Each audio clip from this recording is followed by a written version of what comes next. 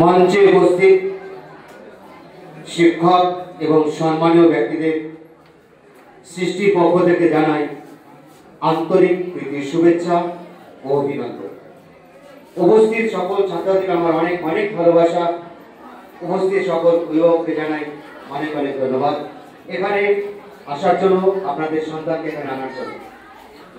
সৃষ্টির যে আমরা সৃষ্টি করতে পেরেছিলাম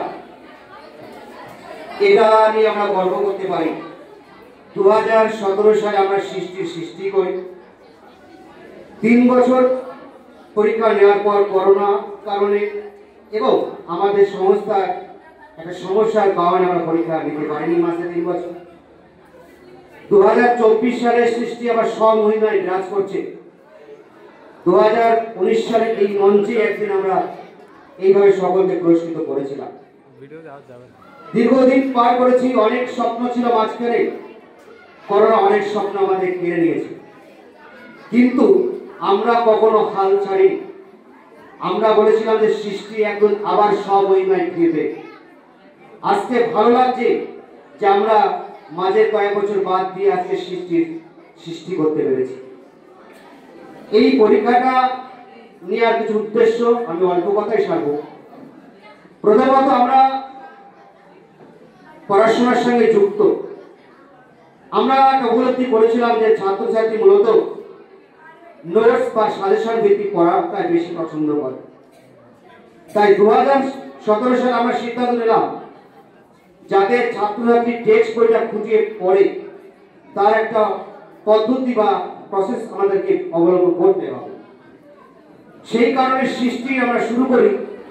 সৃষ্টির সমস্ত প্রশ্ন আমরা টেক্সট থেকে করে থাকি এবং টেক্সটের বাইরে আমরা সাধারণত কোনো প্রশ্ন করি না।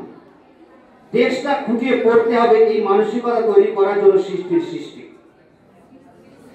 এবছর 43টা স্কুল থেকে 555 জন পরীক্ষার্থী অংশগ্রহণ করেছে। 336 জন সার্টিফিকেট অর্জন করেছে। 6 জন সোনার মেডেল, 6 জন রূপোর মেডেল, 8 জন ব্রোঞ্জ পদক পেয়েছে এবং বিশেষ পুরস্কার টোটাল দিয়ে আমরা প্রায় 21 জনকে সম্মানিত করতে পেরেছি। পরবর্তীতে সৃষ্টির পরীক্ষার আরো গুরুত্ব ছাত্রছাত্রী এবং অভিভাবকদের মধ্যে জাগ্রত হবে এই আশা রাখছি। আজকে ছাত্রছাত্রী কঠিন পরিশ্রম করে এই যে পুরস্কারটা পেয়েছে এটা একদম ছোট করার মতো নয়, এটা বিশাল বড় পুরস্কার।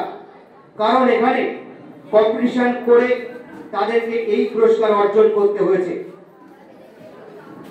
সৃষ্টির সবচেয়ে গুরুত্বপূর্ণ বিষয়, কারণ অনেকে প্রথমবার যখন আমরা পরীক্ষা নিলাম 2017 সাল, অনেকে বলেছিলেন যে খাতা তো রিভিউ করা যায় না, যদি কারচুপি হয় মেনে নিলাম। আমরা 2018 সাল থেকে খাতা রিভিউ করার পদ্ধতি করেছি। তাই পরীক্ষার পরে যদি কারোর মনে হয় যে নাম্বার কোনো সমস্যা আছে, অনায়াসে আমাদের কাছে আবেদন করলে আমরা খাতা সরাসরি তাকে দেখাবো। এটা আমরা অঙ্গীকারবদ্ধ। 2025 সালে আমরা একই প্রসেস অবলম্বন করব। আমাদের যে প্রজেক্ট আমরা ব্যানারে দিয়েছি, আমাদের কিছু প্রজেক্ট রয়েছে, আরো অনেক প্রজেক্ট করোনার কালে আমরা হারিয়ে ফেলেছি। যদি বেঁচে থাকি 5 বছরের মধ্যে সমস্ত প্রজেক্ট সৃষ্টির মাধ্যমে তবে আমরা আবার চালু করব। তো আমাদের সমস্ত প্রজেক্ট শিক্ষার সঙ্গে সম্পর্কযুক্ত হবে।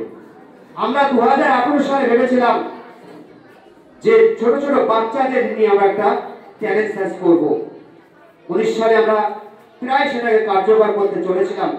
আমাদের কিছু আর্থিক সমস্যার জন্য আমরা 19 সালে করতে পারিনি, সেটা 20 সালে করার কথা ছিল, কিন্তু করোনার কারণে 20, 21, 22, 23 আমরা সেটা কার্যকর করতে পারিনি।